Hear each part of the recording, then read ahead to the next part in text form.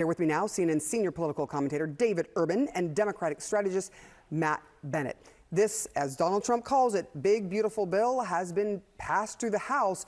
Matt, Democrats have been calling it one big, ugly bill, but it has now been passed. So how should Democrats respond to this? Because Republicans have just done their jobs. Well, they have in the House. It's not law yet. They got to get through the Senate, and it's almost certain to change in the Senate. Then it's got to come back to the House, and they got to run the gamut again between the right-wingers and the so-called moderates in the House Republican caucus. So they're not done, but the likelihood is that they'll pass it. I think it's important to keep in mind what this bill is and isn't. This bill is brutal for people who are at the lower end of the income scale. Absolutely brutal. Millions will lose their health care coverage. Millions will lose help with food aid. Millions will lose all kinds of things. The people who benefit are at the top of the income scale.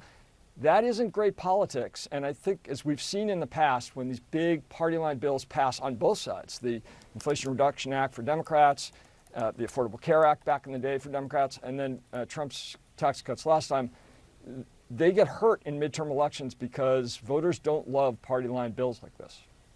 I do want to ask you, David, the bill is projected to add $3.8 trillion to the national debt. The markets have been a little wonky over this. But this is a time when Republicans are celebrating. How do you see this going forward, David? Yeah, Sarah, listen, not surprising Matt and I don't see it the same. This delivers huge tax relief for so many Americans. It raises the SALT cap, so many people who live in states they couldn't deduct their state and local income taxes. That gets raised. No tax on tips, no tax on overtime. Social Security gets lowered. Most Americans are going to receive a $5,000 tax break.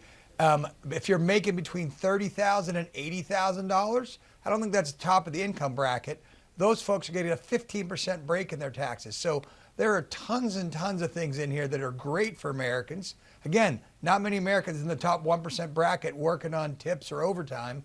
No tax on that anymore. The gig economy, so PayPal, things that you're getting paid, the $600 requirement to report to the IRS, which was required under the Biden administration, has now been eliminated. So not to penalize those people who are working in the gig economy. Those aren't people at the top of the socioeconomic spectrum. Those are people the lower end who are going to benefit greatly from this big, beautiful bill. I will say this. Congratulations to the Republican Congress in the House. Congratulations to President Trump for getting this done. This was no mean feat, and it shows that the tactic of getting one big, beautiful bill done was the right way to go versus several. But Matt's right. The Senate's going to have a say in this. It's going to come back, and they're going to have to negotiate probably towards the end of the summer to get something done. All right. Let's move on to this. I was just speaking with someone who witnessed this horrific shooting in Washington, D.C. Trump has commented on this terrible targeted shooting at Jewish people. Before all this, the Trump administration was arresting some students who were critical of Israel to deport them. Do you expect, David, to see an even harsher crackdown after this from the Trump administration, David? Yeah, Sarah, listen, I saw Secretary Rubio's testimony the other day before both the House and the Senate, and when he said, listen, if you were here on a student visa, if you have the privilege of having a student visa, we're not going to let you stir up trouble on college campuses and other places and incite violence against Jewish students and Jews in general. If you're calling for a global intifada and you're here on a visa, I'd pack your bags because you're going to be going home. One of the issues, of course, here that the courts pointed out with some of the specific cases is that they're seeing this as a problem with impinging on freedom of speech. And so one of those students was not deported. Matt, how do you see this playing out? As you heard David there saying, he believes there will be a bigger crackdown.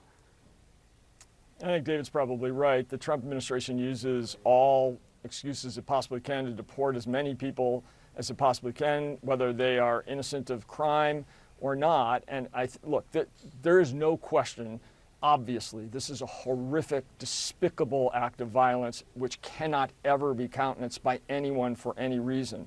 There is no but after murder is bad. However, if the Trump administration uses this to go after other people who are simply exercising their First Amendment rights, that's also bad. We have to be able to balance those things in a free country.